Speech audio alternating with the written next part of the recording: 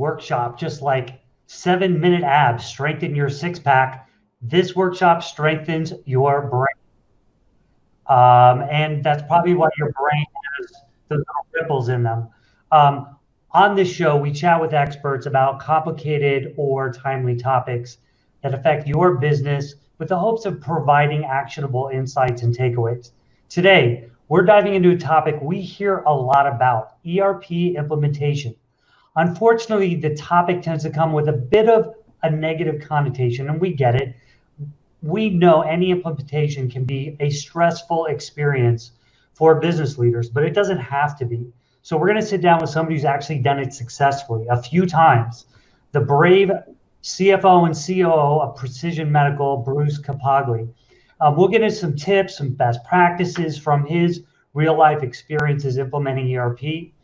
And as always, if you have any questions throughout our discussion, you can ask them in the comments. We'll get to them at the end of the conversation. Also, feel free to tell us where you're tuning in from or drop a hello. We know you've signed in from all parts of the world. I'm here in the Middle East. We love to give a hello and hola, marhaba right back at you. So now please join me in welcoming Precision Medical's Bruce Capagli. Hi, Bruce. Thanks for joining us. Good morning or afternoon or whatever it may be where you're at in the world, Fritz. Appreciate it. Yeah, it's nighttime here. It's good to see you as always. Let's get started. What systems have you implemented over the years, and what was your role in those projects? I feel like I've worked in them all, from the smaller Peachtree Lawson and then all the way up to the Oracle, JD, PeopleSoft. Really got my first experience in implementations when I was at Avago Technology, when they were actually a division of Agilent, was acquired by KKR Silver Lake, taken public, and I was a business process analyst supporting the HR and payroll departments in implementing PeopleSoft at Avago. I moved on and that was in 2006, so about 15 years ago now.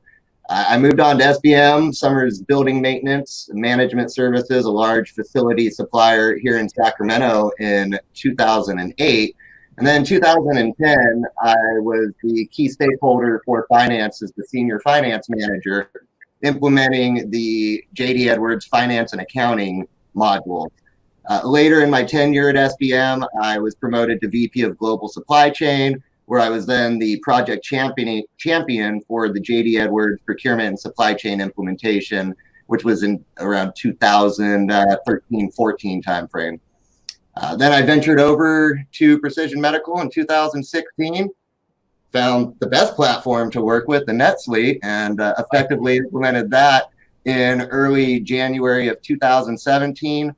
Since then, we started with distribution, finance, and accounting. Since then, we've added 3 SCA sites. We have 11 subsidiaries now, many through mergers and acquisitions that we have brought on to the One World platform. I feel like we have pretty much every module, manufacturing all the way through distribution, everything in between. And then we have all the things that we've added in having NetSuite be the catalyst to allow us to get some of the best-in-class business intelligence and other things we do now. Wow, that is impressive, and thank you for your business, as always. Why do you think ERP implementation as a project gets such a bad rap? I think it's probably either the wrong product, the wrong team implementing, or the wrong plan. Those are the 3 things I've seen in my experience that can be the biggest detriment. And all those things you mentioned before, at which one of those stages did you lose your hair?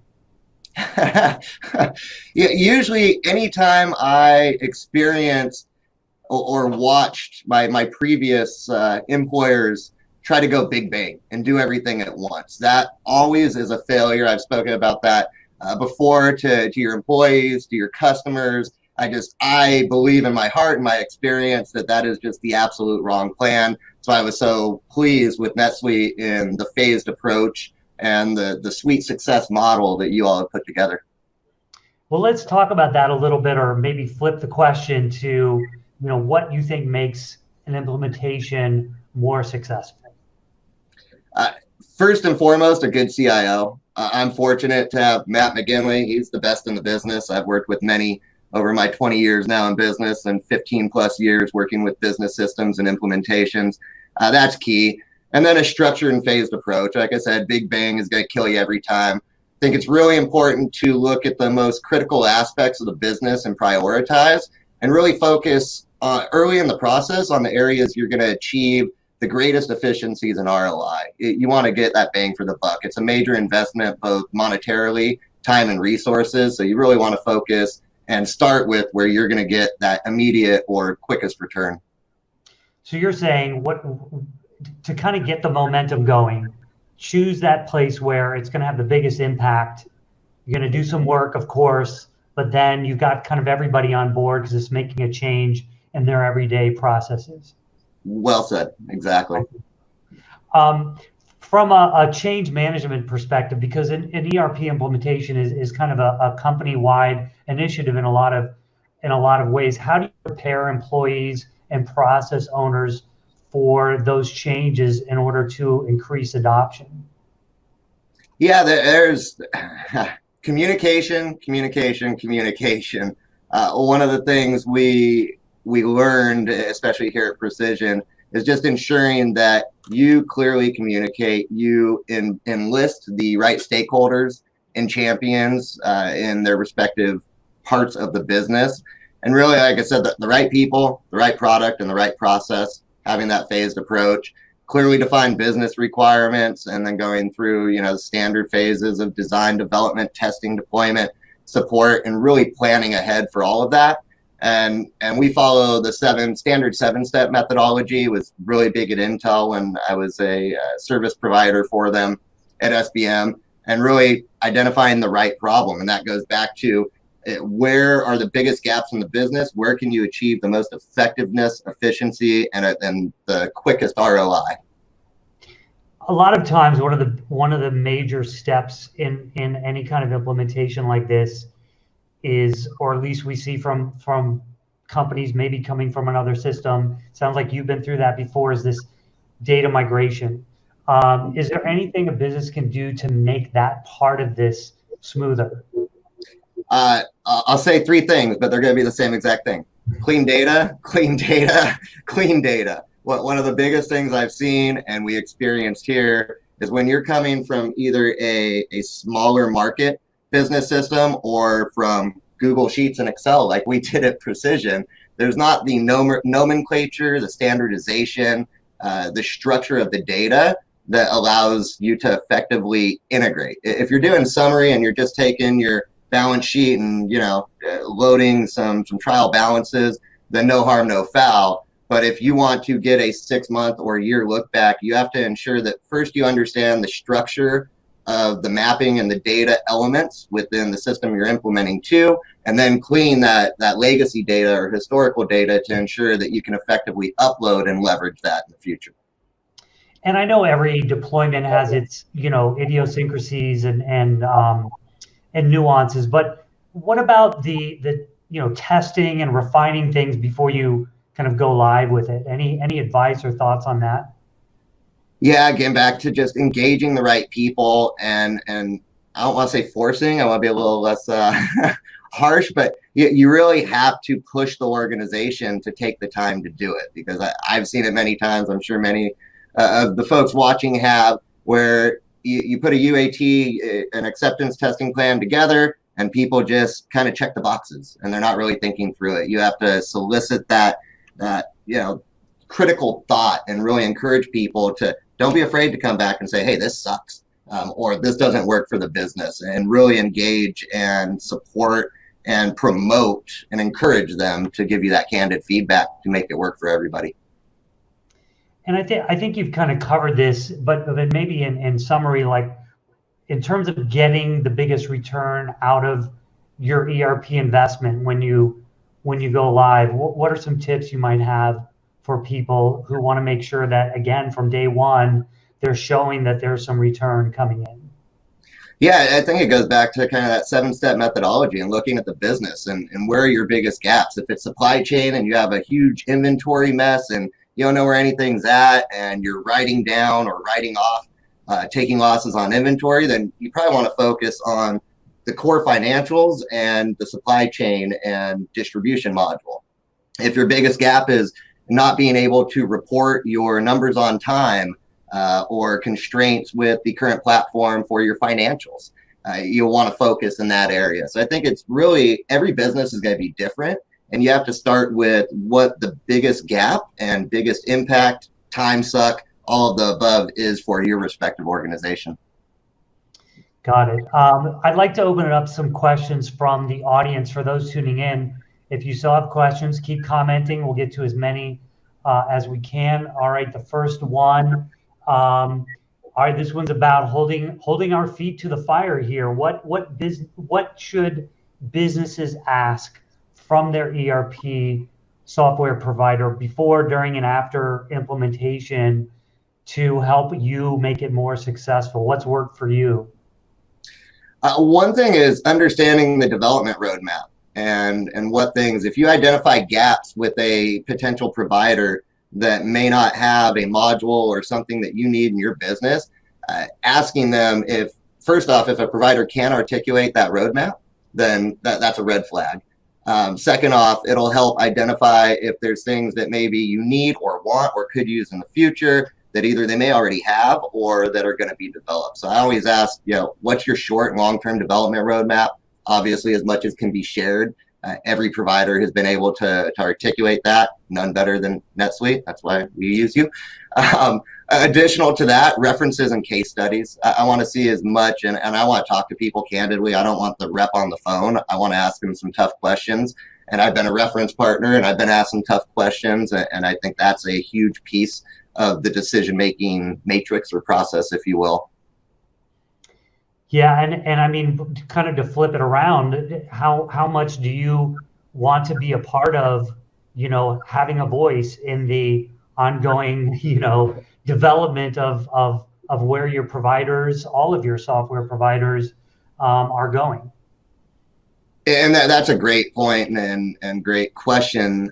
We're very fortunate, and we appreciate the partnership. And point I had on this topic is really transparency and partnership. I don't work with vendors. I want partners. I want people that are going to be a part of the growth and where we're going. So I appreciate the opportunity with SEA and being the first SEA Suite Success customer and supporting you and identifying that model and how it works and being the guinea pig and having a voice in some of these development forums and things of that nature. I think that's really important, especially for us in a business in medical billing where NetSuite wasn't really built for medical billing, but it's so customizable and configurable. It's allowed us to develop a best-in-class medical intake platform that then is integrated with the medical billing systems on the market. So being part of that process is really important, at least for us. We got a fan writing in. Hello from Jeremy, says you're one of the best. So what about me, Jeremy? So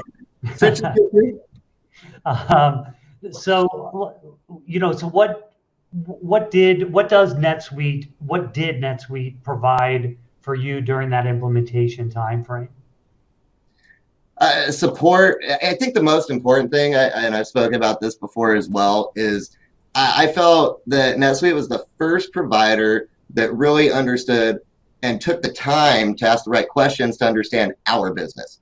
Not just, in a box of you're in distribution, you're in, healthcare, you're in this. They understood the intricacies of us and who we are, our culture, how we look at things, our strategic roadmap, and where we were looking to go, and really aligned the implementation plan, the support model, and everything to that long-term vision. That's huge. Yeah.